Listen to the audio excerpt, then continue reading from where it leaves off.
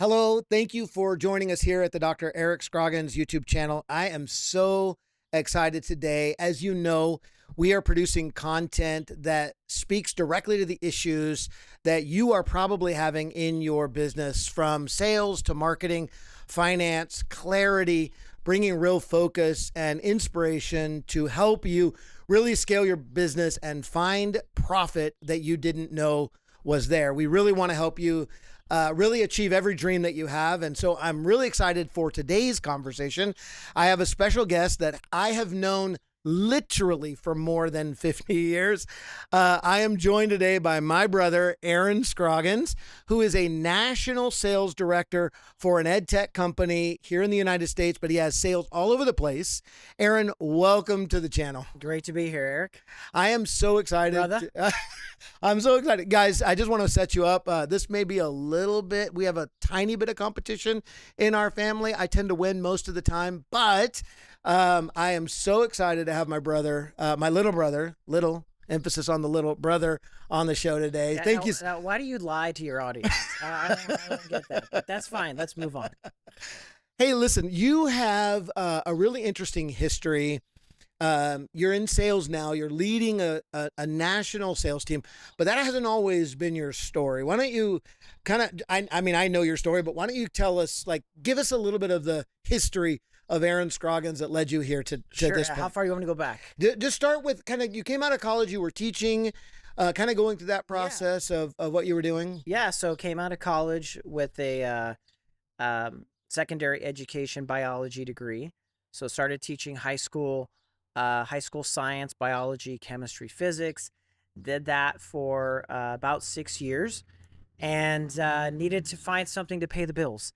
And so I went into educational publishing, and from there just moved into sales, and from there moved up the ranks into sales leadership. So it's been a journey over the last 25 plus years. Um, but it's been rewarding, and it's really been a lot of learn as you go, making mistakes, finding the right rhythms, the right patterns, the right workflows. And I think over the last 25 years, we've, found something that works and is successful. And, happy to share that with you today. Yeah, I really think, thank you. You know, I know that background and that story, and I've watched you develop over the last 25 years into one of the most powerful, thought-provoking sales leaders in our country. I mean, just really amazing what you've been able to do. Can you say that one more time? Yeah, absolutely. One of the most powerful thought. No. Okay. But what we're going to talk about today is going to truly land really powerfully for our audience, because not everybody that's watching, in fact, probably the majority of the people that are watching, are not salespeople.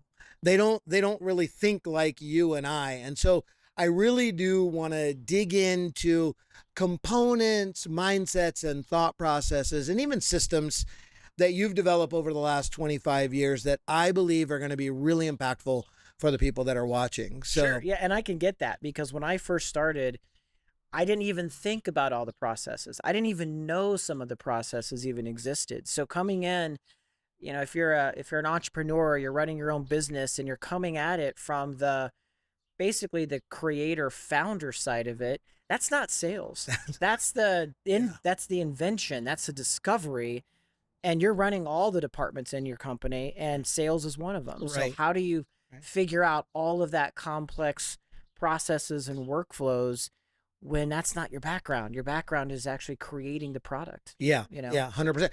Well, like, if you're a construction, you own a construction company, you're doing $2 million in sales, and you want to go to 5 or even 10 million, or maybe you're a growing service-based business, and you're, doing $1 million, want to get to 5 million, or even a startup that just invented, like you just said, like invented the product, and now I've got to actually get people to buy this product. No matter where you are, one of the things that you and I have learned is that you are always in sales. Even if you're not in sales, you're always in sales. Do you find that? Yeah, you are. And no matter what industry you're in, the sales process is pretty much fundamental across the board. You're going to make tweaks here and there, like you said, construction or service industry, or like what I'm in, curriculum, ed tech, it doesn't change, right? It doesn't change from one industry to the other. It's all fundamental. And Yeah. so you need to know what those fundamentals are. And of course, you tweak it to whatever your industry is. But you need to understand those fundamentals, and you need to understand the buying process for your customer Correct. and the decisions and how they come to decisions. Right. And that is important to know, because if you're going into that without understanding it, you're pretty much coming into it blind. Yeah. And Yeah. it's better to know ahead of time how customers make decisions, so you're positioning what you're doing to that to that process. Yeah. Yeah. Maybe I'm, I have often said it's a scary place inside my head. But do you do this? I know I do. When I'm thinking about selling a product or selling a service, and I was in banking for 30 years, I had to sell an intangible. There's no real product associated with Yeah. financial sales, but I have a choreography in my head, and kind of we're going to talk around fundamentals of sales. But do you have things that are going on, like where you are in the process, what the conversations developed like? Is there a sort of a choreography that you're paying attention to in your own head? So in any meeting that I've gone into, or meetings that I train my team to go into, there's a certain flow that you want those meetings to follow. And that flow is, you want to uncover the needs, Yeah. the budget, the process, the timeline, and the next steps. Yeah. Every meeting that you go into should be able to hit those topics. Yeah. Needs, budget, process, timeline, next steps. Absolutely. If you walk out of that meeting without having any one of those questions answered, you haven't done your job. Yeah. Those are objectives you literally need to have when you go into it. Now, are you going to start the meeting with, okay, we need to uncover your needs. All right, let's get to the budget process. No, it's going to be a natural flow in the conversation. You're going to be asking discovery questions. Right. You're going to be, you would have researched that customer ahead of time to know what they're currently using as a service, or what they're currently using as a product. And you're gonna go in talking with them with those discovery questions, finding out that information. So at the end of it, you have a good idea of how whatever it is you're selling matches up to the pain points that they have. Yeah. So yes. So the answer to your question is very simply yes, and that is the structure of the choreography of that meeting. Yeah. Okay. Yeah. So that's what you go into thinking. And you can tell just by the way you were able to easily articulate all of those things, those lists of things in your head. You're obviously a professional at sales. This isn't a hobby that you pick up and you thought, man, it might be a good idea if I just try sales this way. Like, you've literally developed systems. But let's go before that, because again, Sure. remember who we're talking to. We're talking to the plumber, the construction worker, the electrician, the startup business. I've been in commercial banking sales for 30 years in my life, and I noticed that the difference between those on my team that did well and those that really struggled, the first thing that I had to address was their mindset. That, like, shifting into that mindset of a salesperson. Have you witnessed that as people that you've led on your team as well? And maybe talk about how to shift that mindset. So I think I know what you're talking about as far as mindset goes. For me, the mindset for a successful salesperson is, they have to be curious, they have to be self-motivated, and they have to really just dive into what they're doing without fear. That's kind of where I'm going, right? Yeah. Because you and I have kind of an interesting mindset as we approach things, whatever we attack, right? Sure. You can teach someone fundamentals. You can teach them systematic call processes. You can teach them how to use an automated CRM or a digital product for CRM. But how do you teach somebody how to believe that they're a salesperson that's bringing value to somebody? You can't. You can't. And actually, what I try to do is sometimes untrain salespeople, because I want them to come at this conversation with a curious mindset Yeah. and with the mindset of, I'm not trying to sell you something. I'm trying to learn about what you're doing. And if I can be a service and help you do that better, then I've done my job. And that's called the consultative sales approach. Yeah, Right. yeah, So people yeah. probably have heard this, but that's what it means. It Yeah. means that I'm not trying to sell you product features. I cringe every time I hear or I watch a demo and I see someone wanting to go and do feature dumps Yeah. with their product Yeah. or Well, with their because service. well, and you know you've had these people on your team, I'm sure, that are just they're and I don't mean any disrespect from this, but they're kind of the engineer type, right? So they follow a linear set of processes. Yeah, and and they want to just show you all the great things about their product. Yeah. But people don't make decisions on the what. No. They make the decision on the why. Yeah. You have to connect to the emotional side of their brain. That's how people make purchasing decisions. Yeah. It's Yeah. not doing the feature dump.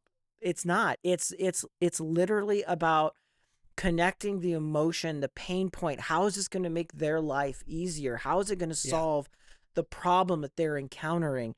If you can make that connection and show that you truly are invested in that, that's where they make their decisions. What kind of mindset, character quality, belief systems do you find are most successful with the people that you lead? How do they think? What's like, even before their technical skills? How do they think, and what do they believe about themselves, about the company, whatever? Yeah, I think I'm looking for people that are coachable, that want to learn, and as I mentioned earlier, are curious. Yeah. And don't feel like they know everything. They feel like that they can learn more and they can grow. I'm looking for people that have that growth mindset. They want to get better, they want to learn, and they want to be able to do things a little differently. So it's sometimes better for me to hire people that don't have a lot of sales experience, because then I don't have to untrain them. Yeah. And some of the things that they've learned in previous organizations, where they're looking for that quick feature dump, right? That quick, here's how we're better. Here's the competitive analysis. I don't want people to do that. I want people to go in and develop that relationship and trust. Relationship is key. Exactly. Yeah. And you want to develop that trust with the person, so they know you have their best interests at heart, because you really want to know what they are, who they are, and what they're doing. Now, if you are a founder or the entrepreneur of the company, the CEO, to be good at sales, just be who you are, right? Be who you are. Because when I was a teacher and I moved into sales, my secret sauce was I didn't come across like a salesperson. Right. I came across as an educator, speaking the educator language with the folks that I was talking to. Right. Same thing with the construction worker who now owns a business, or the coding person who now has their computer science business.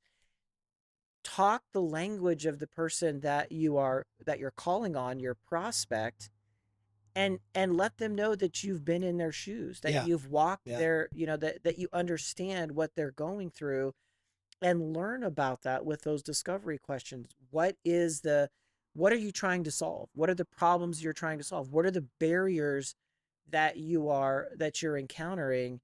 And then take that information to figure out, going back to the needs, right? What are your needs that you have? And truly ask questions. The sales call should be more about listening and less about talking. Yeah. So I get like an 80-20 rule, right? Yeah.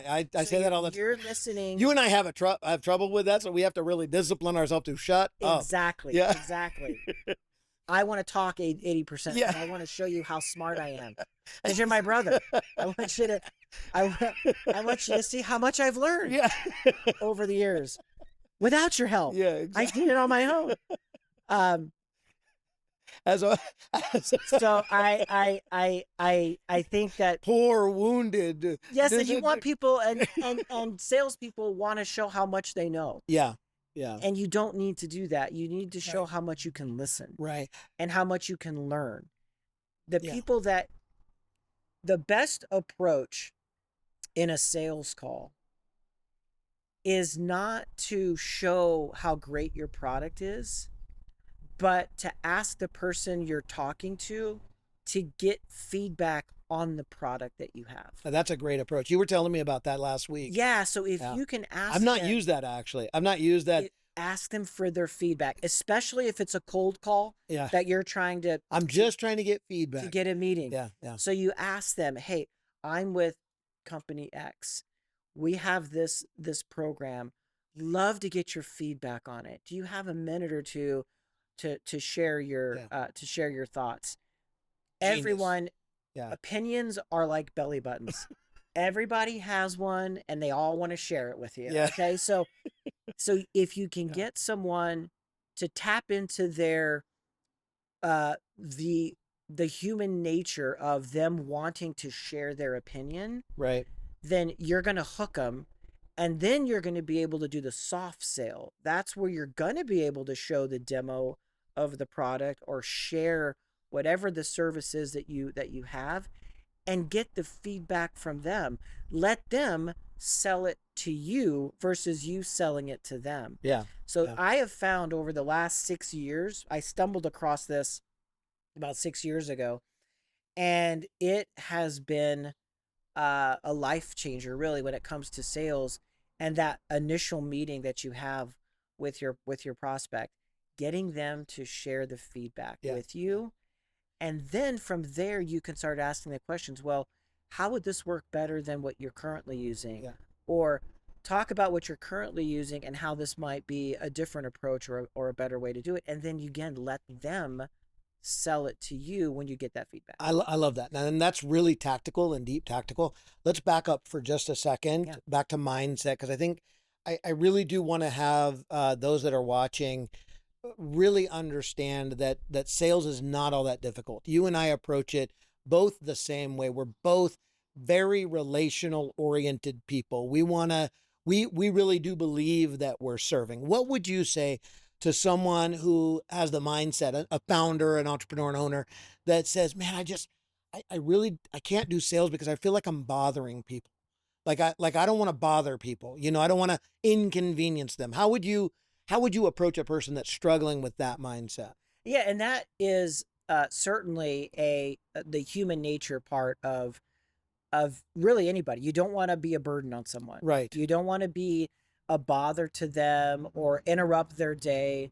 But if you think about the value that you bring to the person that you're going to be meeting with, and if you can share the value and how you're going to help that person overcome the pain points that they have, that they may or may not know. Sure. And people have to understand, salespeople have to understand, the people that you're calling on may not know they have a pain point. Right. It's up to you with the conversation to let them talk through the issues, because they may never have sat down and really evaluated what it is they're doing and where the barriers are that they're encountering. They may not have truly understood that that's a pain point that they need to overcome. Yeah. So if you can have that conversation and get the chance to go through those questions, the discovery questions, the feedback questions, it's not a bother to the person, especially if they now see and are now become aware that there's something out there that can make their life easier. Yeah. So the mindset that you have to go into this with is, I need to help this person understand I can make their life easier. Yeah. So if you come at it that way, with that mindset, that I'm going to help this person and I'm going to make their life easier, and make their life easier by getting them to be more productive, having them make more revenue, right? Having them do different things that they're doing that I can, that whatever it is I'm selling them or whatever my product or service is, right, they can improve, then how is that a bother? How Well- is that bothering them? That's actually helping them. Well, exactly. That's like something that, And it's almost why didn't I know this before? Well, and it's almost a disservice if you don't bring it, right? Because like my business, for instance, I serve business owners that are struggling with their profitability. Maybe they've having some problems in upside revenue generation, but for the most part, they're really working really hard, driving a lot of sales, but not really bringing it to the bottom line. So therefore, their life doesn't really change. I know how to address that and solve that. And if I don't bring that to someone, isn't that kind of cruel? Isn't that kind of, you know? I mean, yes, you can say cruel if you want to be dramatic about it, which you usually are. I I am dramatic. but you're right in the sense that you're doing a disservice if you truly believe in your product. And that's what you, and as a salesperson, That's it, right? That's you the key. have to believe first and foremost in the product that you're selling or the service that you're providing. If you don't truly believe that what you are representing is the best thing out there, then you shouldn't be working for that company, or you need to improve the product that you're selling. Right. So and again, I was saying, so don't I don't want to be disrespectful in this, because construction workers, I mean, I can't build stuff, so they're very powerful. But just starting a construction company because you want to start a construction company, instead of stopping and saying, how do I differentiate from everybody else providing this service? Like, what is the value proposition of what I'm doing versus everybody else? I think that speaks to kind of what you were talking about a moment ago, that we really do have to believe we're the best in the market at what we do, not just another guy just tossing a product out there and hoping it sells to people. Yeah, now I'm not a business owner. I've always represented business owners' products, but I've never chosen to accept a position with an organization unless I felt that the product or service that that organization had was the best product that was out there.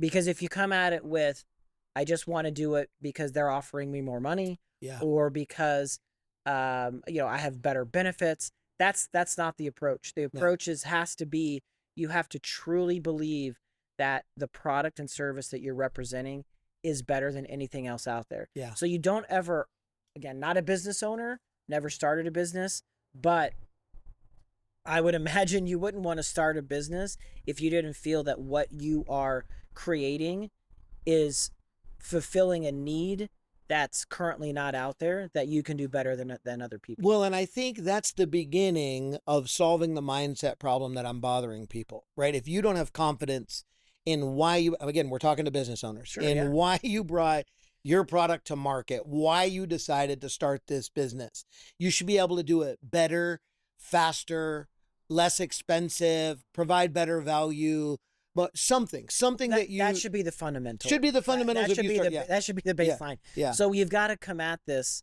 with, especially if our audience here is founders, CEOs, people that are starting their businesses. Why did you start it? Right. Okay. If you started it because you felt whatever you have is better than everyone else, that's the mindset you go into this. So if that's the mindset you're coming into this at, then how can you be bothering anybody? Exactly. Because you need to share this with them. They need to know that this exists. Yeah. That it's out there. Yeah. I mean, a stupid example is I just bought a robo vacuum. Oh my God, why have I not had one of these before? It is like amazing. I don't have to sweep or mop my house, and I can schedule it whenever I want. Yeah. Holy smokes. Right. This is amazing. That is the mindset that you want to come at your product to. How could they not have known that this existed before? Yeah. So you're doing a disservice if you come at it with, you think you're bothering someone. Yeah. 100%. Right? Okay. Let's talk about the second mindset that people have, that, you and I have we've become so familiar with rejection or no's, right? But sales is more no's than yeses. More, when you come into it. So how do you shift the mindset from rejection being a personal indictment versus just a need for more information, or not sure how the product would really address the concerns that have been, like, how do you shift that? Yeah. You know what I'm talking about, right? Yeah. Like, You remember Coach Middles? I do. Okay. I do. So in 8th grade, I was in 8th grade, and I was a wrestler. And well, you were the wrestler, but I faked it. And his philosophy, and I've heard this since, but when I was in 8th grade, it was new to me. Yeah. When you're green, you grow, and when you're ripe, you rot. So rejection is just another opportunity to grow. Yeah. So you've got to be thinking of, what did I not ask? What value did I not show in this call where I got the rejection? Yeah. Sales is more rejection than affirmation. Right. And you have to go into the process understanding that. If you go into the process thinking they're rejecting you for personal reasons, this is basically, I don't know what the word is I'm looking for, but when they say it's not personal, it's business, that is, you have to have that mindset. Yeah. It's not personal for you. It's you haven't communicated the value to address the needs and pain points that they have. And because of that, they've chosen not to go with your product or service. Right. So that's just another opportunity for you to get better at that conversation, uncovering the needs. So you got to learn. I mean, I didn't go into this winning 100% of my sales calls, winning 100% of the adoptions that I was involved in. It was a learning process, and in some instances, a very painful process to learn that. That's why you and I are having this conversation now, so other people can jump, like leapfrog some of those pain points, right, and learn this process sooner, where they don't have to go through years of rejection before they understand, oh, that's why they're not going with me, is because it's a part of the trying business. to feature dump, and I'm not uncovering their needs and their pain points with my conversation. I'm talking 80% of the time instead of listening 80% of the time. Yeah. And I'm asking yes or no questions versus asking open-ended questions. Well, and I think one of the things that I've learned as I've coached salespeople is that when they have that apprehension or that doubt or that fear of rejection, those things communicate to your prospect, to your potential client, without you saying a word. So in my life, and you probably do the same thing, I approach this like, I'm going to win this until they tell me I'm not. I don't approach it from, wow, I really hope they do business with me, right? If it's a client that I want to do business with and I really feel like there could be some value there, I approach it from, I've won this, and they have to tell me that I haven't won it. And the big mistake that a lot of salespeople make is they try to diminish objections that prospects have when they're in conversations. Yeah. Instead of affirming those objections. Yes. Instead of saying, absolutely, that's exactly right. Thank you for sharing that. Right. You know what? Let me share with you this aspect, or let's look at it a different way. Yeah.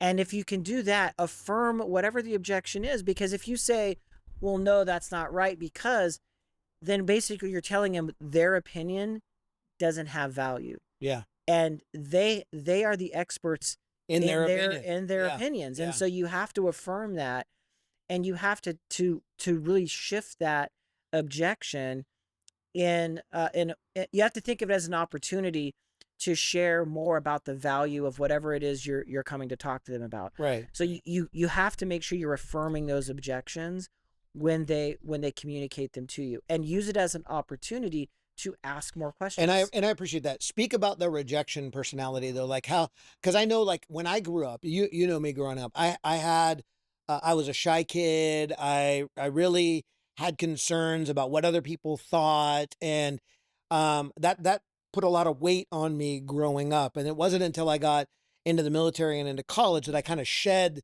But I think a lot of young entrepreneurs, or maybe not even young entrepreneurs, are coming in with that need for validation from external sources, i.e. the sales process and winning. How do you teach your salespeople to shed that sort of negative behavior, negative mindset, and embrace a positive one, that this isn't personal? Well, that's a tough thing to teach, but it's really you have to take ownership of the process that we talked about earlier. Yeah. It's it's a matter of truly embracing the discovery conversations, the relationship building, the ability to not be seen as a salesperson, but as a partner to the person that you're talking with. Yeah. So if it turns out you don't have it, and there's been times, and I learned this um, early, that when I'm having a conversation with someone and I don't have a product or a service that actually will help them, Mm-hmm. I tell them that.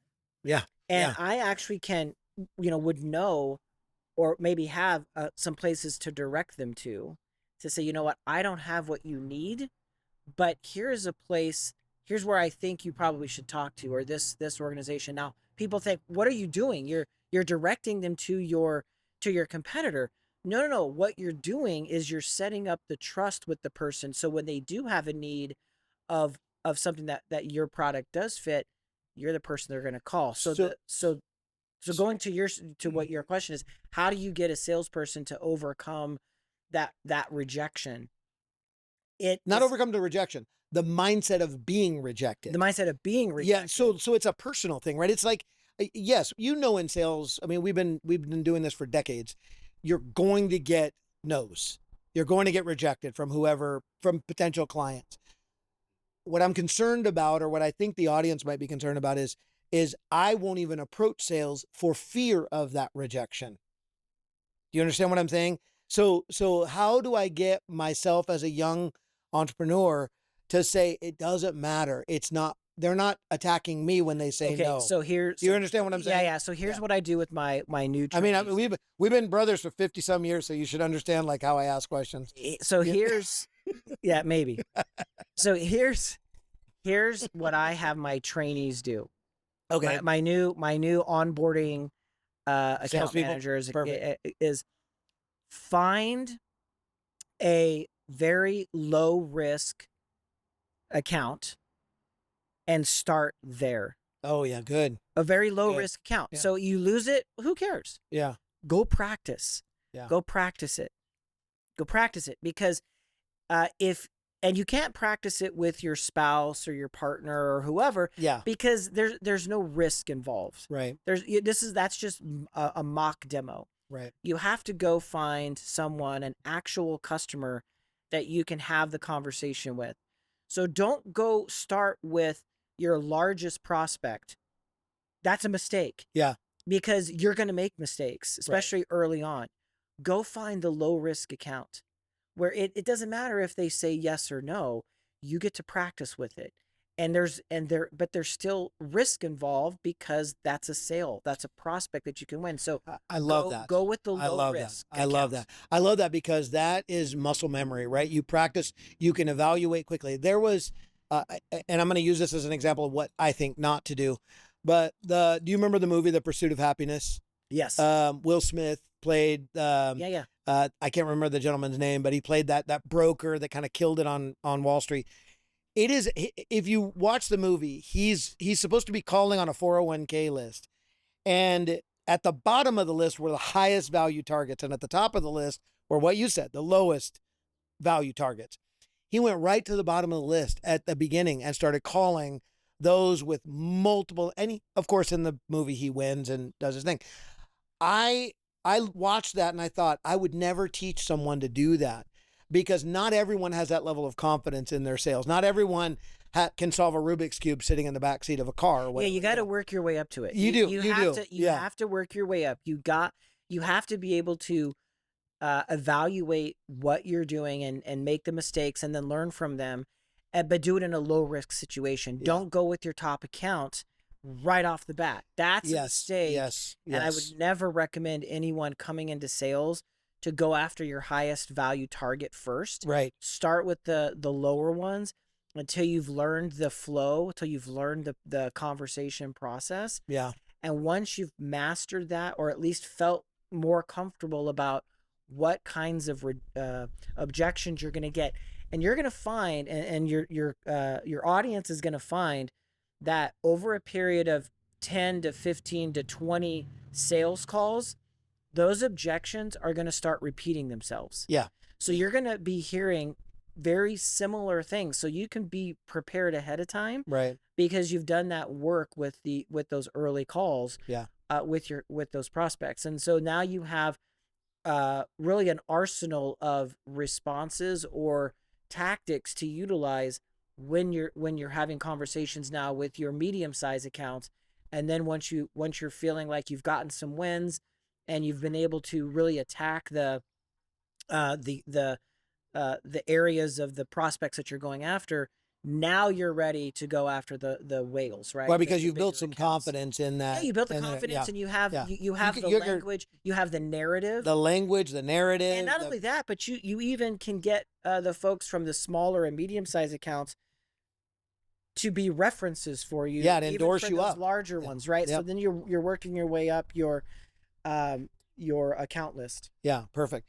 Okay, so we've spent a lot of time talking about mindset, and it's important because I think that, especially for young entrepreneurs, founders, thinking about going to sales is a really difficult transition. And as a founder, you are the lead salesperson. I know for my company, we have 21 people in the Scroggins group, and I'm the top of the funnel, right? So I have to be constantly looking for prospects and people to do business with for my entire team, because we want to serve them so well. So let's kind of transition for just a second into fundamentals of sales, because you've talked a lot about the tactical stuff. So it's probably going to be an easy transition. But you and I both know that if you don't develop a list of people that you can potentially sell to, you don't have anything to do.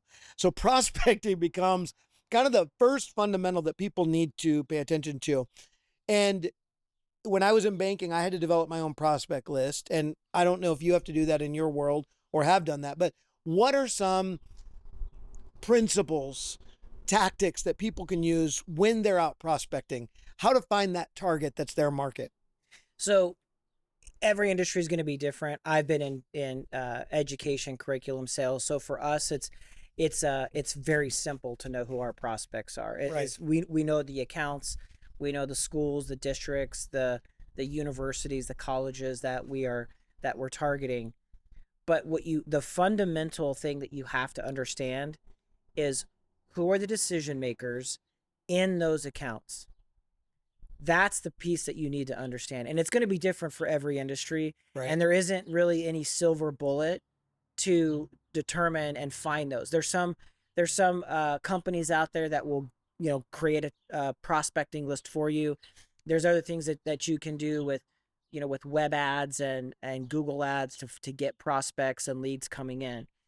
But the fundamental part of that is who is the decision maker. And not only that, but who are the stakeholders that are a part of that decision? There may be one person that you're calling on, let's say that they may be the owner of the company and they may be the ultimate decision maker, but they may be bringing in 3 or 4 other people that are the stakeholders as well. So you're going to have to sell. So define it, because that's not common term. You and I've had that in corporate America. Yeah. What's the difference between a decision maker and a stakeholder? Yeah. So the decision maker is the person who ultimately is going to say yes or no and controls the budget. Right. So they're the ones who are going to say, we've got the money for this, and I see the value and the pain points that this service or product is going to solve for us. So I'm ultimately going to be the one signing off. A stakeholder is someone who has an impact on that decision. And the decision, maybe the user of the product. Potentially, right? Yeah. So correct. So you might have the decision maker could be the CEO, but the end user might be the sales leader who's going to be using the CRM or going to be using the whatever product that you're using. So they're a stakeholder in that decision, but they're not the ultimate decision maker. Yeah. But now the stakeholder, and it has other things that your audience need to understand, is you have to develop a champion in that account.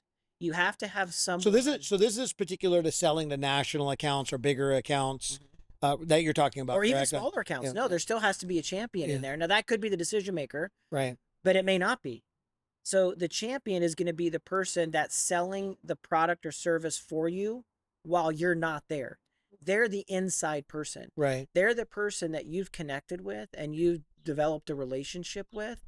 And they're the ones who are helping to drive that purchase within the account that you're working. Yeah. Okay. So the ultimate decision maker is the person that they're also trying to influence for you within the account. Yeah. So you have to understand it's a depending on who, if it's a one person company you're selling to, they're the decision maker, they're the stakeholder, they're everything. Yeah.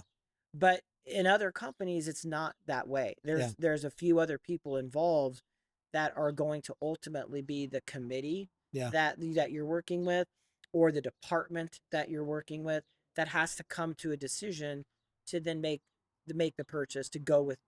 Real quick, I noticed you haven't joined our school. If you find this content valuable, we have more in-depth, behind-the-scenes training at Scroggins Business Academy. Your support allows us to continue making content just like this for you. How much time are you spending prospecting for your business? Prospecting is 80% of the job. 80% of the job. And people need to understand that. Yeah. You can't be thinking. Say that again. Say that, because that was very definitive and very quick. How much time are you spending? 80% of the job is prospecting. So if I'm a you business have to understand this as a salesperson. You can't expect salespeople to be on sales calls every single day from 8 to 5 or whatever your time is. Right. When are they going to get those meetings? Right. When are they going to devote getting the sales meeting to have this conversation? Right. No, you have to dedicate a large portion of your time getting the meetings and getting. That's so true. I'm sorry to interrupt you there, but I want to focus on that because that's a problem with that before. So well, you know, I've spent an entire life talking for you. So that is so profound because especially for small business owners, think about what you're saying. You work for a corporation, a company selling very high value ed tech product. And for you and for your people, 80% of your time is spent prospecting. As a small business owner, I've always said this, I don't have a business if I don't have customers, right? I have a hobby, things I like to do. 80% of the time needs to be thought and spent on developing who am I going to sell this product to. Correct. Like, phone calls, email campaigns, follow-ups. You are, and your team, your audience also has to understand, well, I've emailed them a couple of times and they haven't responded. I've called them a couple of times and they haven't responded. Yeah, I want you to that's good. I want you to talk about that in just a minute because we're going to talk about follow-up. Prospecting. Yeah, that really is. 12 to 13 times before someone actually is going to respond to your outreach. Absolutely. 12, so think about 12 to 13 times. One customer. Yes. One customer. So multiply that by 15, 20 customers you're prospecting into. Okay, how many calls do you have to make? Yeah. How many emails do you have to send? Do you segment your prospects? So do you have like higher likelihood to buy versus I'm trying to convince them versus they have no clue who I am or what I do? Do you segment in any way? In my industry, not really, unless it's prospecting into an account we already have some users in. So if we've already got folks using the product, it's much easier to prospect in because we can reference that, whoever it is that, is using it. Yeah. But for the most part, no. I mean, it's, these are people that have not engaged with us before, right? Or maybe engaged with us years ago and we're trying to re-engage them. So that's why I say 80%. And it's just, people have to understand that. And if you're a CEO and you have a sales department, you need to give them time to prospect. You can't expect them to have 5 meetings a day. When are they going to get those meetings? Right. What is the difference? Because you said prospect. What's the difference between a lead and a prospect? So a lead is something that's come in from an email outreach or a campaign or a marketing campaign that you've done. That's a lead that's come in. So you can think of it as a lot of different ways. Some people might think of a target list as a lead. Right. So sure, and you can think of it as a lead. That's someone you're going to reach out to and you're going to call. Another lead could be something that has come in and now you have to follow up on that trial request or request for more information, Right. or a quote request that's come in. That's also a lead. Right. So it really just depends on. There isn't any one definition for what a lead. For me and what our team is, a lead is an inbound contact. Someone with that some has come interest. Someone with some interest. Someone with an interest. A Yeah. prospect is a target list that we have that we're reaching out to. Yeah. And my team might have 20 to 25 accounts, but they're not necessarily going to be actively working all of those accounts. Right. They'll be Right. working 5 to 10 of those accounts, and until they find one of those accounts that actually is starting to produce, and then they basically live in that account because now they want to get as much opportunity as they can. So once you've gotten the prospect and you've had an initial discovery meeting, the amount of interest coming from that discovery meeting will now determine, does that become an actual opportunity? Right. And then once that meeting has shown a level of interest from the prospect, now you enter it in the CRM as an actual opportunity. Right. So for the sake of our audience, a lead is anyone who has voiced an interest in the product Any or kind of service. interest, yeah. From A any channel that we have, marketing channel that we have, right, A- that's out there. A prospect is someone that we have determined in some way has a need that we can fulfill. That we want to meet with. That we want to be- Somebody that we've identified we want to meet with Correct. is a prospect that we are doing outreach to get them interested to schedule a meeting with us. Okay, so we scheduled a meeting and now we transition into kind of that deep dive discovery, right? So we've got that initial meeting. The we- needs, the budget, the process, timeline. Next Yeah. steps. And That's now, the yeah, I want meeting. you. Yeah, I That want you. happens in the meeting. Yeah. So right? I want you to talk about those in sequence, Okay. about how someone should think about those items. And again, that may be different depending on the industry, but probably not, because those were pretty succinct. But talk about those in sequence, about what needs to happen in that prospect meeting, because that's the choreography that's in your head and is in my head. So when you get the meeting, you have to think of this. Have you ever seen the movie Willy Wonka and the Chocolate Factory? Yeah. It's your golden ticket, and you have to treat it as such. You can't Right. go into a meeting cold. You know how much it takes to get a meeting? A lot. And there are companies out there that it costs $400, $500, $1,000 to just get one meeting with one of your prospects. Right. So you need to treat that meeting like it's gold. So you need to do your research, as much research as you can going into that meeting, not basically vomiting all that information onto your prospect, but knowing what their issues might be, knowing what they've been doing, maybe what product they're currently using. You want to do your homework as much as you can.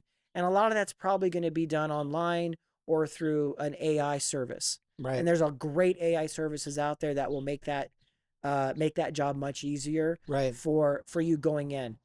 But you have to do your homework before you have that meeting. Treat it like it's a golden ticket. Sure. So then once you get into that meeting, now this is a meeting where they have determined they're going to set 30 minutes, whatever it is, 15, 30, 45 minutes to sit down and talk with you.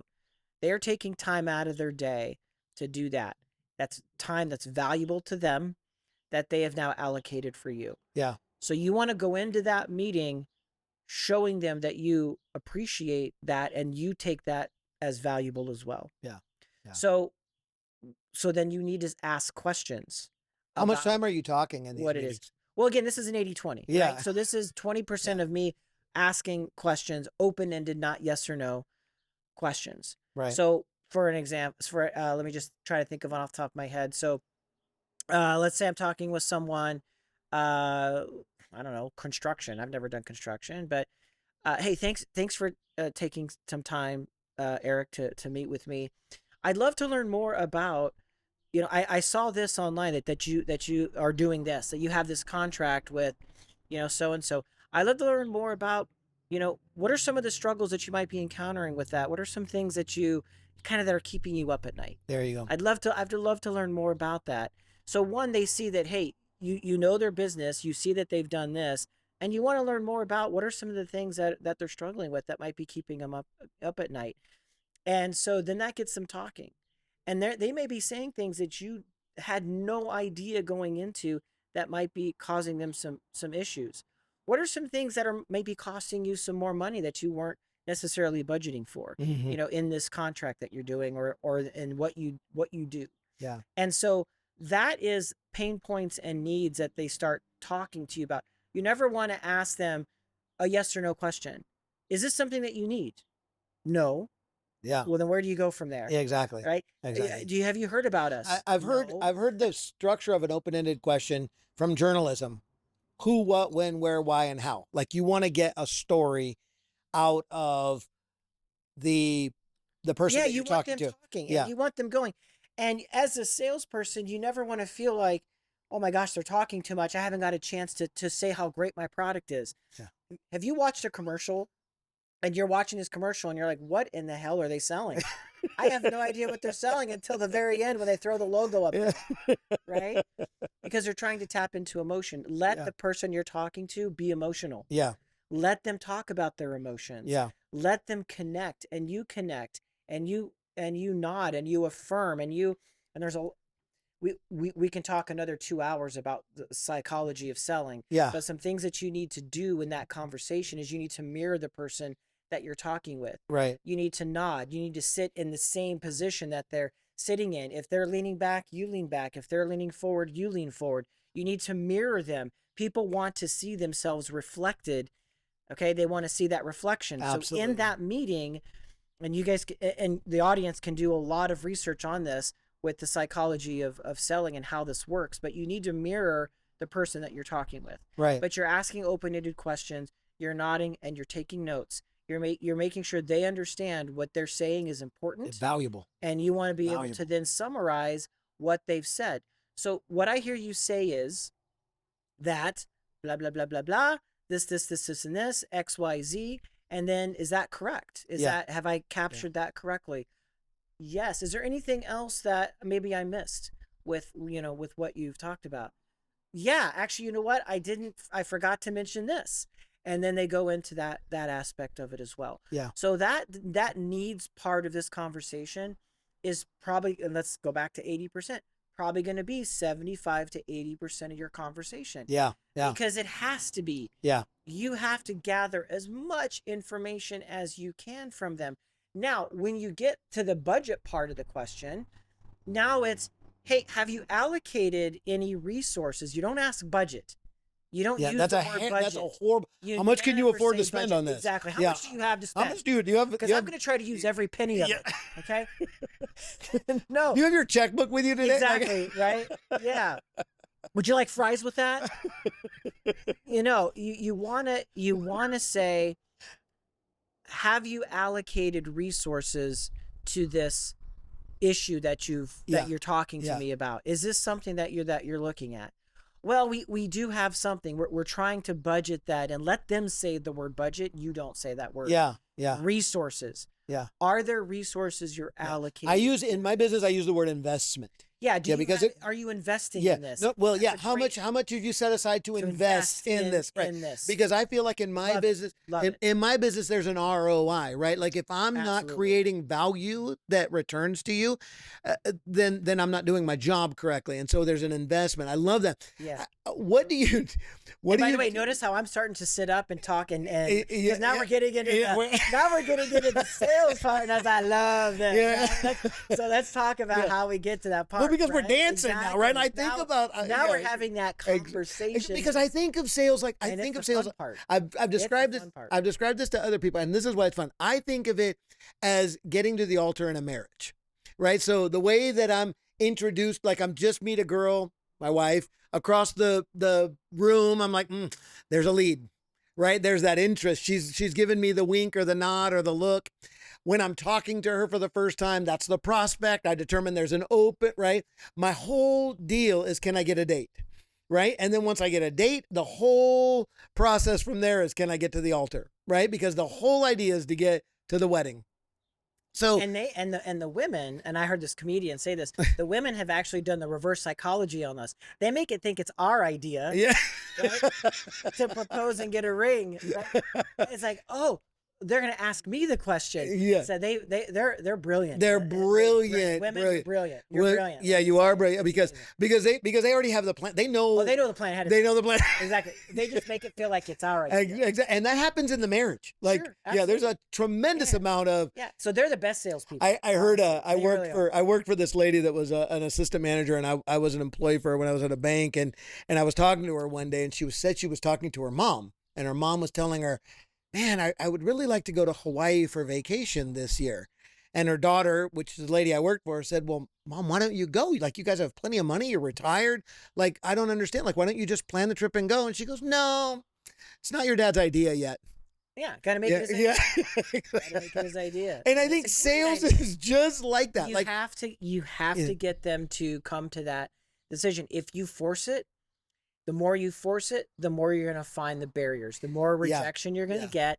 So you have to, and that's why the 75 well, to hold on a 80% second for that, because you were talking about money. I want to really dig into this Sure. investment, this resources, because I think that is so key.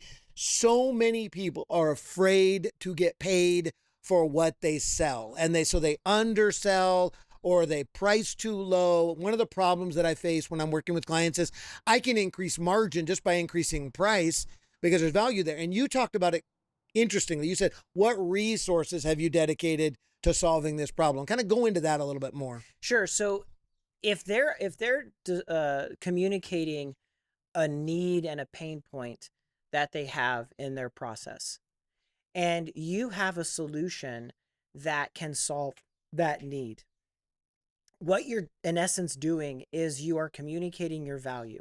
Yeah. You're communicating a value proposition to the person that's communicating a need to you.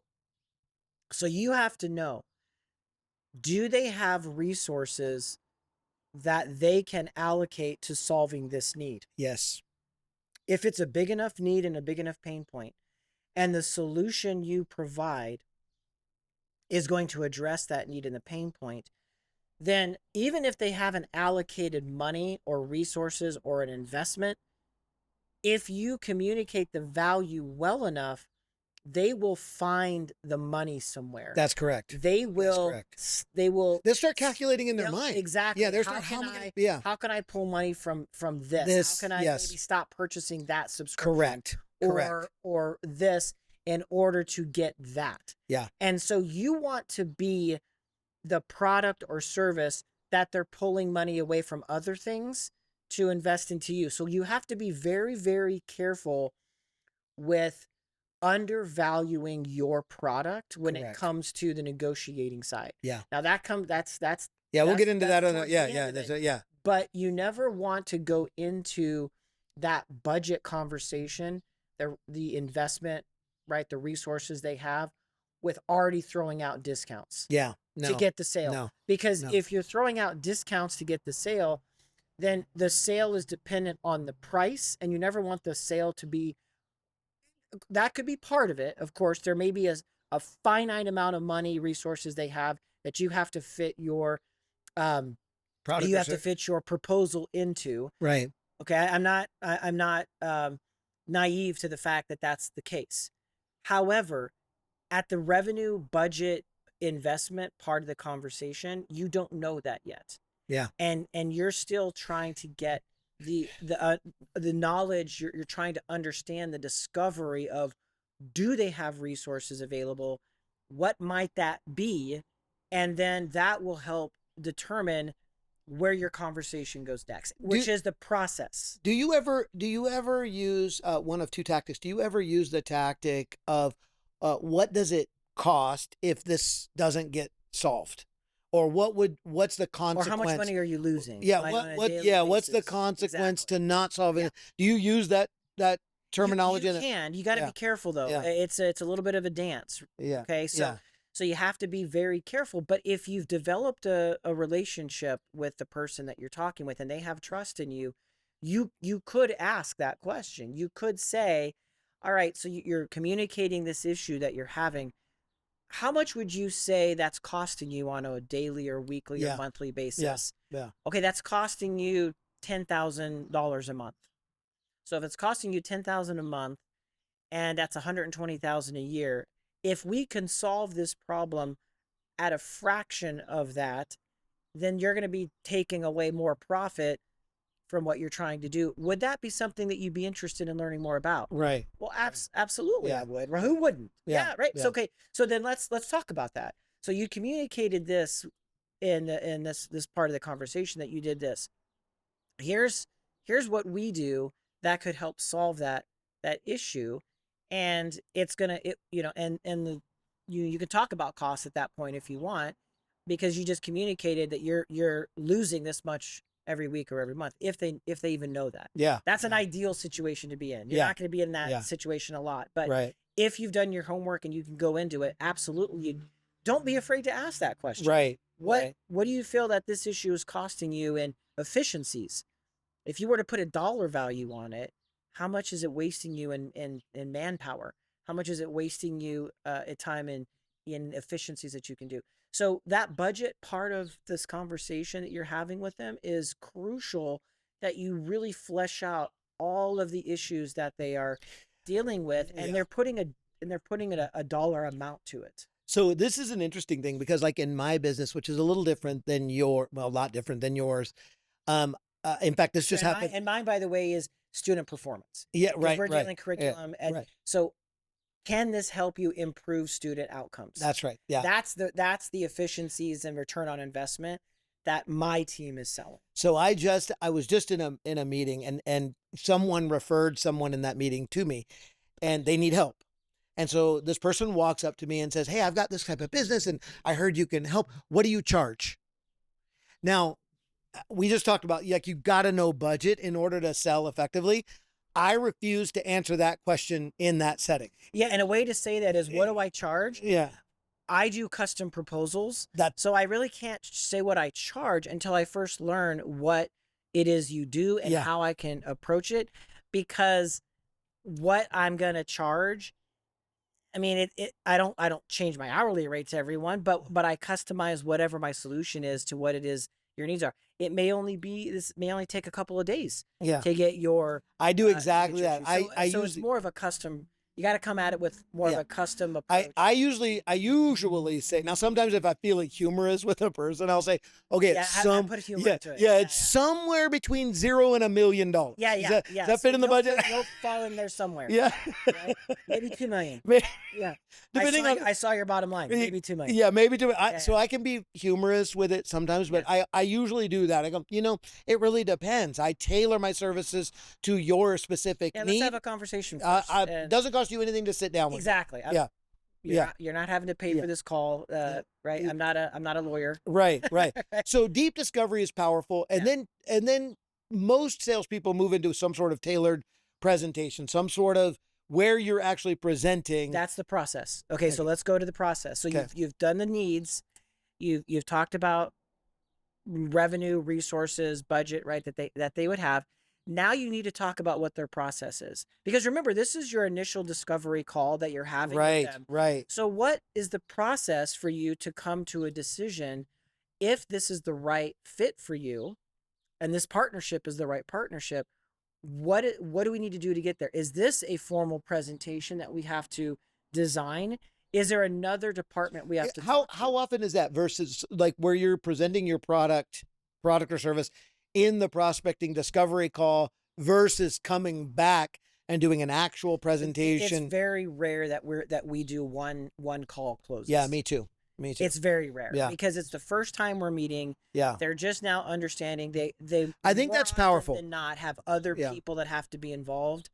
Remember the stakeholders and decision makers? Right. The person you're talking with might be the ultimate decision maker, but there's other stakeholders that have to be a part of that decision. Well, and how can you process? Well, and how can you tailor your present? How can you present that addresses specific needs when you haven't taken the time to dissect and to evaluate what you've heard in the discovery call? Like I know for me, like exactly. So like I feel like it's very difficult. You're gonna say, I've got a set presentation I'm gonna deliver in this 30 to 45-minute Yeah. discovery call Yeah. with someone, what you're essentially doing is feature dumping, and you're doing all of the rookie mistakes that salespeople do. If you 100%. think, I'm going to do a 45-minute presentation because this is the only chance I have to meet with this person. Right. That's the wrong approach. Wrong. If you feel like you've got to do that because it's the only time you're going to be able to meet with this person, that is the only time you're going to meet with that person. That's right. Because they're not going to want to meet with you again. Well, and I've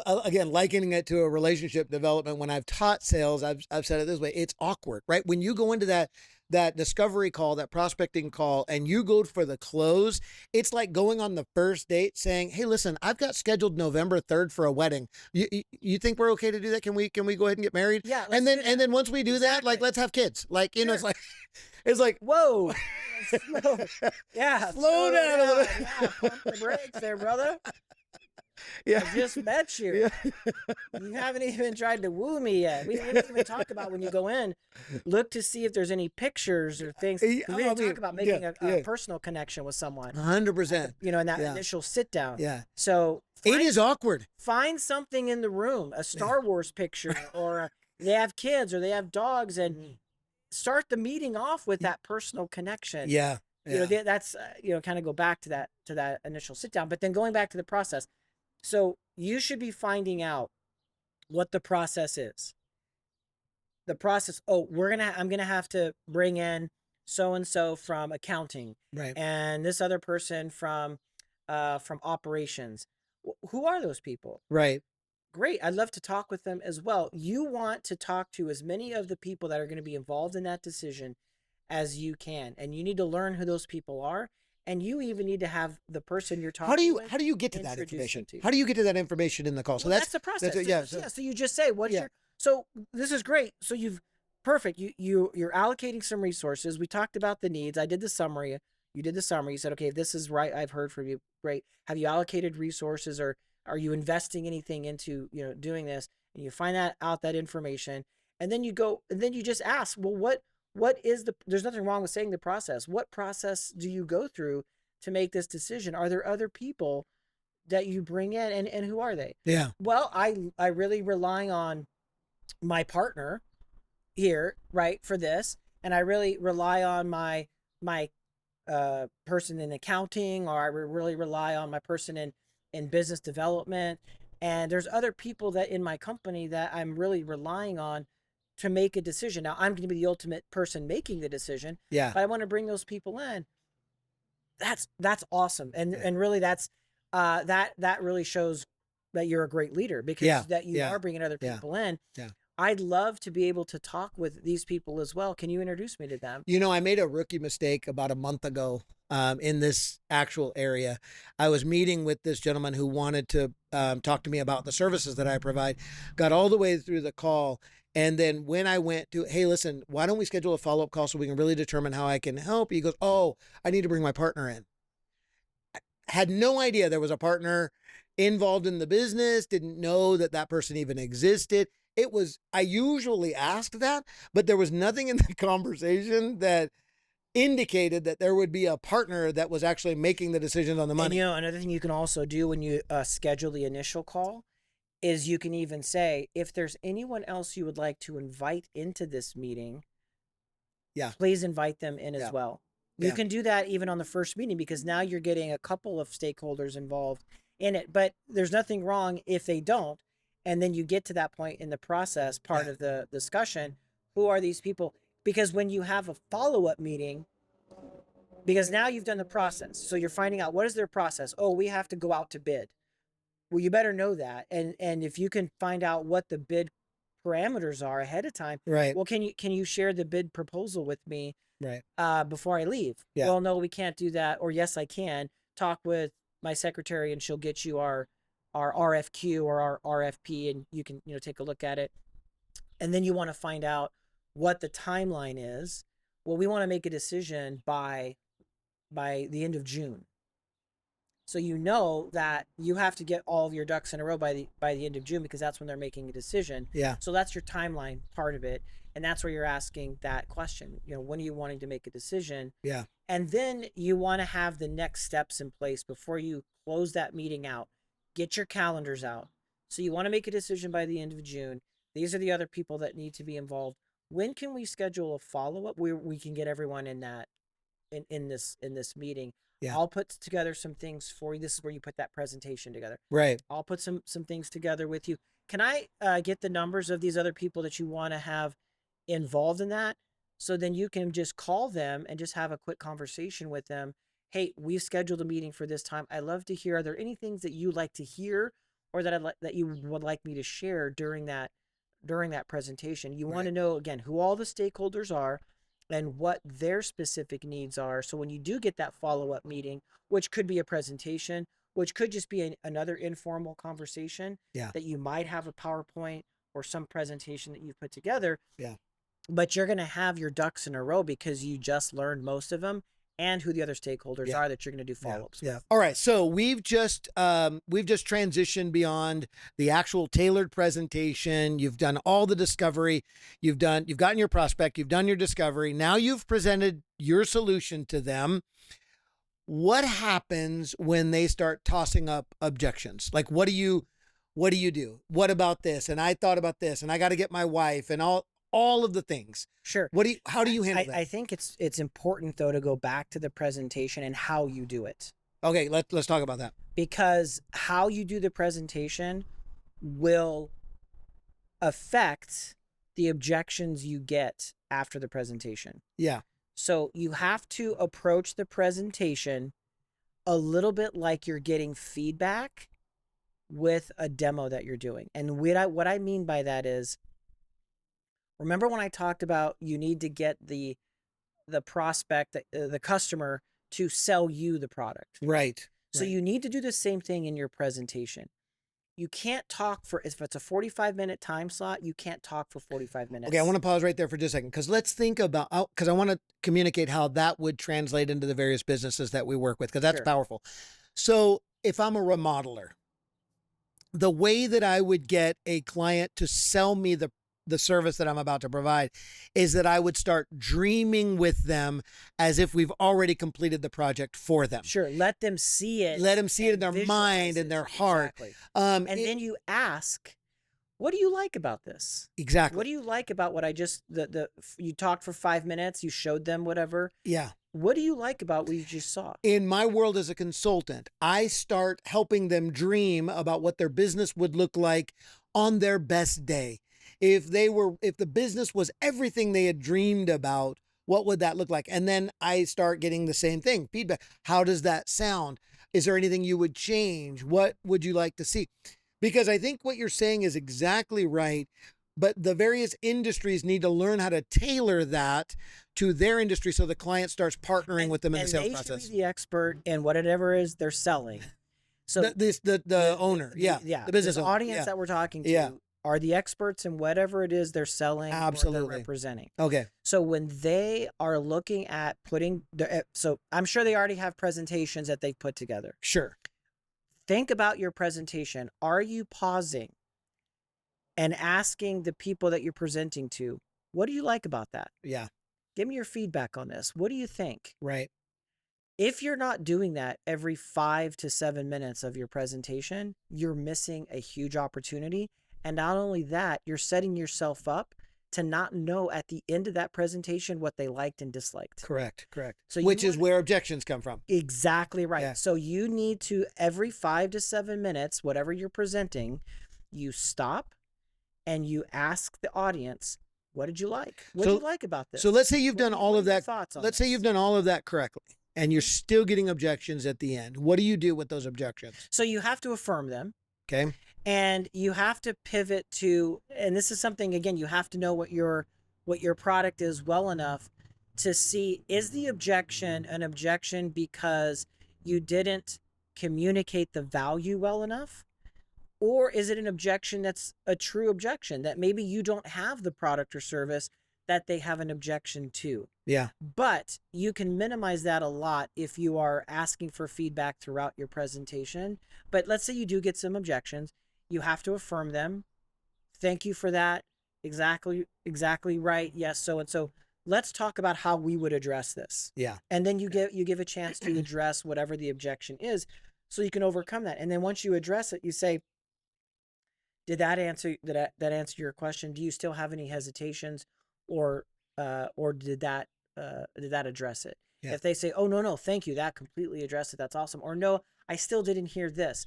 Well, great. That gives you a chance to address it before you walk out of that room, because you want to walk out of that room with all of their questions and hesitations being addressed before you leave. Because once you leave, I mean, that might be it. You might not have another chance to follow up and talk with them. Exactly. I've taught, and I've often said and believe in my own business, that if someone is presenting an objection, it's only one of three reasons. It's either me, the money, or the machine. And what I mean by that is that I haven't built enough trust or communicated enough value. So that's me.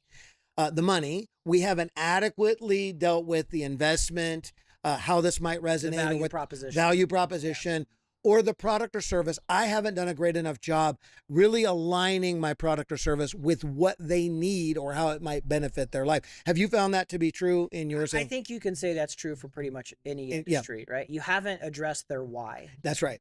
You haven't connected to their emotional why they need to buy whatever it is you're selling, because that's how humans make decisions, emotionally. 100%. And so if they haven't made an emotional decision to purchase you, you haven't made that connection. You haven't made that connection. Addressing the whys. Well, and you said this originally. I loved what you said about your new salespeople and how they need to be.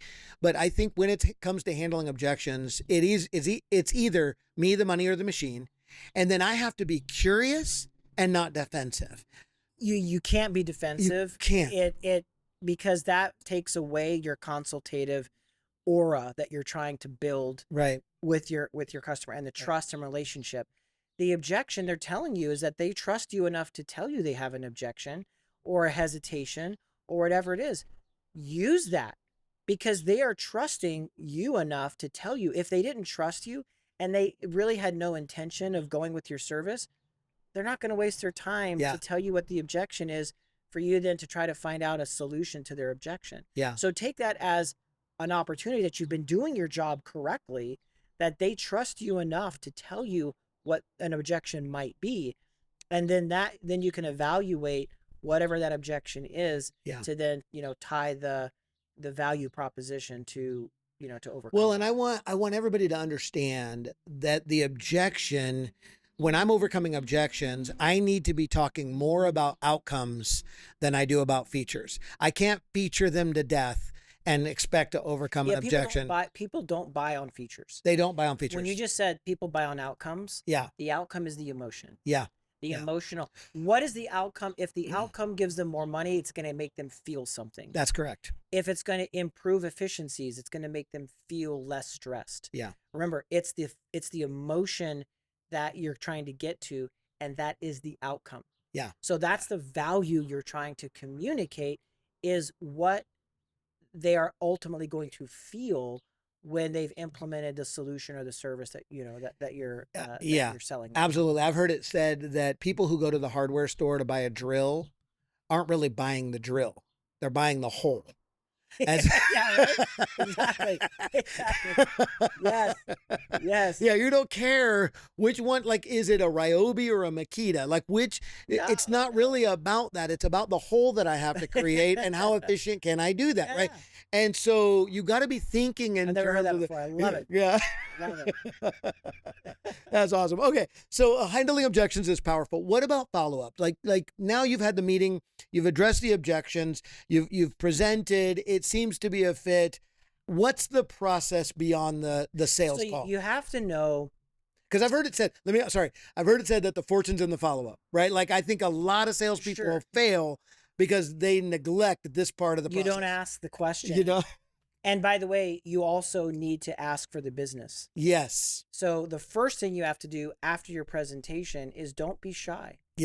And say, you have to find the right way to say it in whatever your industry is. But you have to say, and I would love to have this contract because I feel like we could be a great partner, or, please vote for me, or, you ask for the vote, you ask for the business. That is a crucial part to end your presentation. Is asking for the business.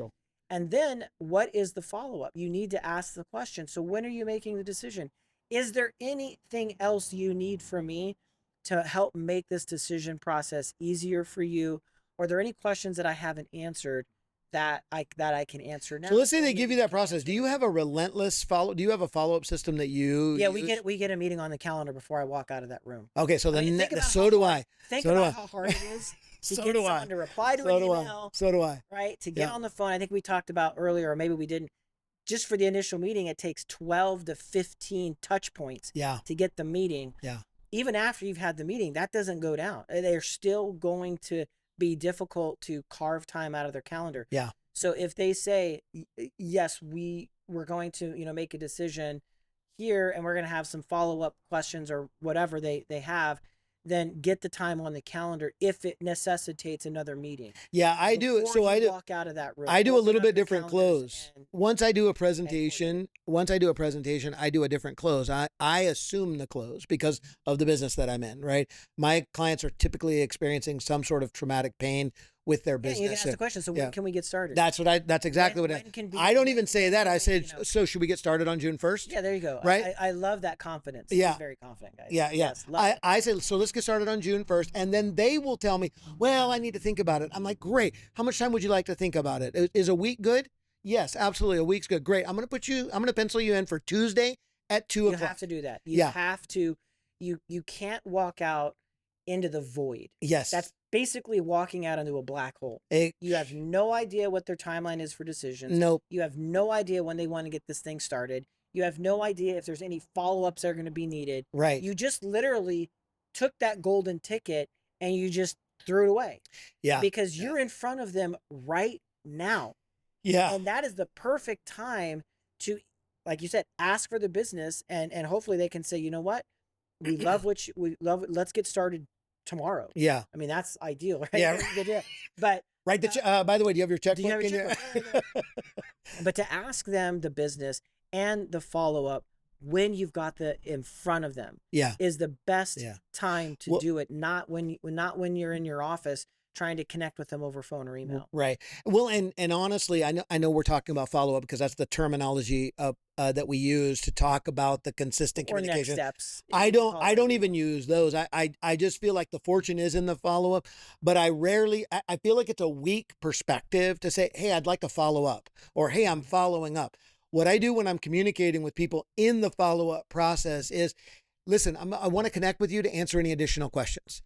Hey, I'd like to know when we can get this on the calendar. Hey, I'd like to, so it's always a proactive and never an apologetic. Never apologetic. Like, don't be apologetic when you're in sales. No, I'm assuming they're going to do business with me. And I've heard people, oh my gosh, this is so cringeworthy to use a millennial. Are you going to make me shift to my other maybe? Okay. But it's so when I hear people start off meetings, hey, I know you're busy.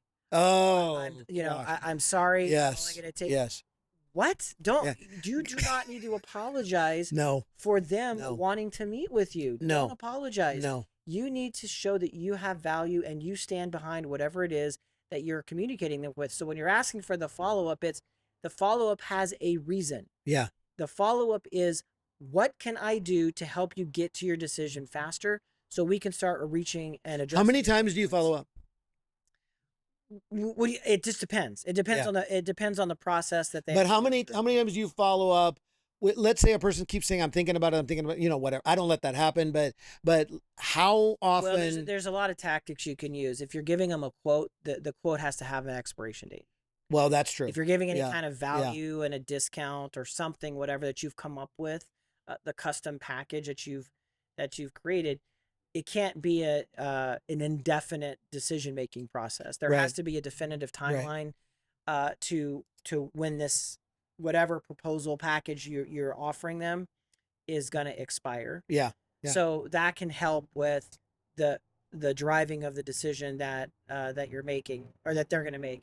And so it really comes down to understanding this ahead of time, knowing what their timelines are and what the follow-up is going to accomplish. Yeah. Is the follow-up going to accomplish getting the sale closed? Then that has to be within the timeline, and you have to schedule it on their call so you can get the last meeting scheduled to get everything finalized and then start working on the logistics Yeah. of getting things and getting things rolled out. So I've So been. it's hard. It's hard to answer that because it's based off of Well, but I each think that individual prospect that's and what it is. that's true. But I think that what the perspective is, I want the audience to hear from both of us is that number one, we do follow up, and number two, we're relentless about the follow up. Like, Well, you have to be if you want to get the sale closed. yeah, You can't be apologetic about it, and you also the customer needs to know that there has to be a date in which a decision has sense to of be urgency. made. Now, you can't Yeah, you yeah. can't force that date on them, right. but you can certainly help them understand that there is some level of urgency to to get this decision made Yeah. and across. But you don't want to be you never want to be the pushy person where they're thinking, well, if I'm annoyed at this person before I give them the business, what's it going to be like afterwards? Yeah. But you also want them to know that you are going to be following up and that you are someone who sees them as a partner that you want to work with. Yeah. And if you go dark Yeah. on them, Yeah. then what is that going to say when you actually get the business? I just sent out a proposal just yesterday, actually, for someone that I originally pitched 7 months ago. So this is just a testament to follow up, right? And what ended up happening is that what they thought they wanted 7 months ago isn't really what they wanted. It wasn't an issue with the proposal. The proposal was great. It just didn't align with what their ultimate dream really was. So I have been following up for 7 months, and in that process, learning more, tweaking, deciding if I can accommodate, how will we affect, and what we got to was the client really realizing, what do I really need? What am I really willing to invest? And how quickly do I want to do it? So we're at the end of that stage now, but it took 7 months to get to. Well, and that actually would come to what is your sales cycle? Yeah. Yeah. Because a lot of industries, it may be a one meeting close. Right. So your sales cycle is literally 15 to 30 minutes. Yeah. Or it could be a 3-month process, or That's a correct. 6-month, or a 12-month. Well, and yours is fairly long, I think, right? Because you're in ed tech Ours and is, you're buying seasons. It could be 6 to 12 months. Yeah. Decision. So relentless, kind of coming back to You that. have Relentless. to have follow-ups. Yeah. You can't go dark. Yeah. And if they go dark on you, that kind of gives you an answer. So you've got to be, top of mind for them. Yeah. During that process. Yeah. Awesome. Awesome. Awesome. Well, listen, we've talked a bunch about all different aspects of sales. First of all, bro, I just love that you'd sit on this podcast with me, and I love that you would invite me. Sharing your wisdom that we've developed over the last. Finally, I get a chance to share my wisdom. I know you're the smartest. Listen, I love you so much because you're the smartest person that you know. I am. Yeah. So am I. Right. Yeah.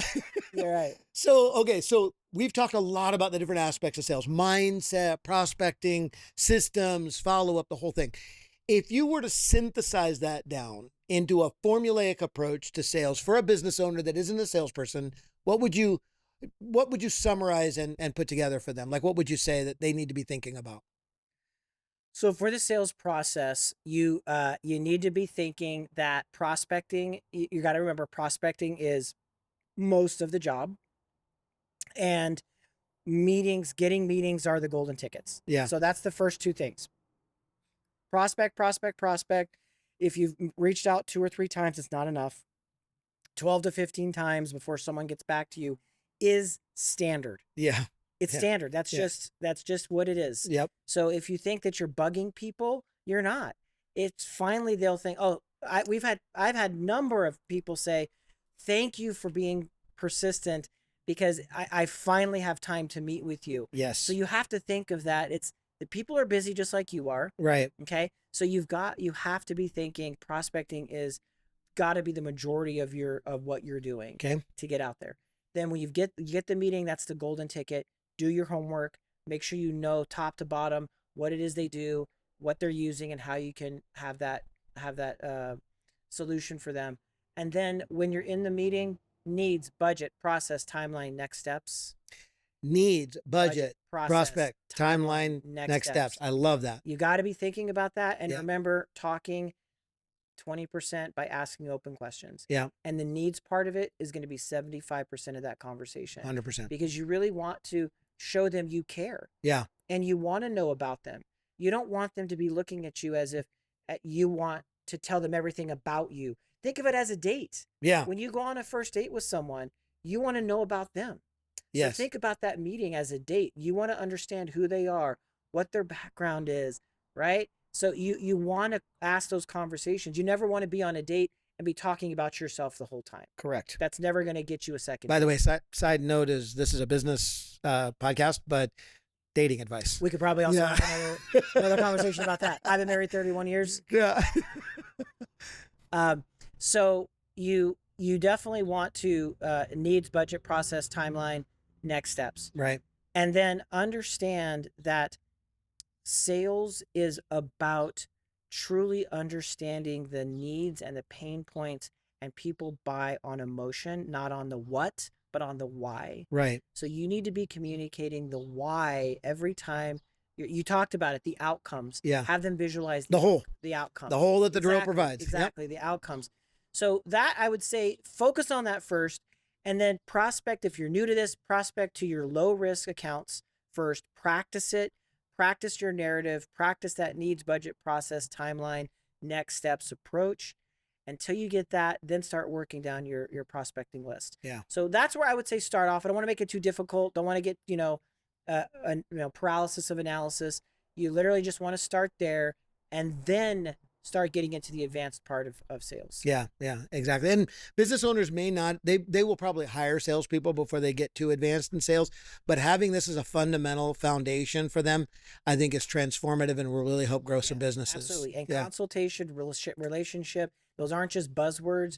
They really do have an impact and give you long-term partnerships with your customers versus 1-year contract and then they're done. Yeah. So you want to have that relationship. Absolutely. Awesome. Brother, thank you. All right, man. Thank you for taking the time, man. I love you, man. Thanks for having me. So exciting. Thank you so much. And it's going to be a great time selling some stuff in the future. All right. All right. Take care. Thank you for watching this video. This is a new channel where we are producing valuable content just like this every week. Subscribe and ring the bell so that you can be notified every time we drop a new piece of content.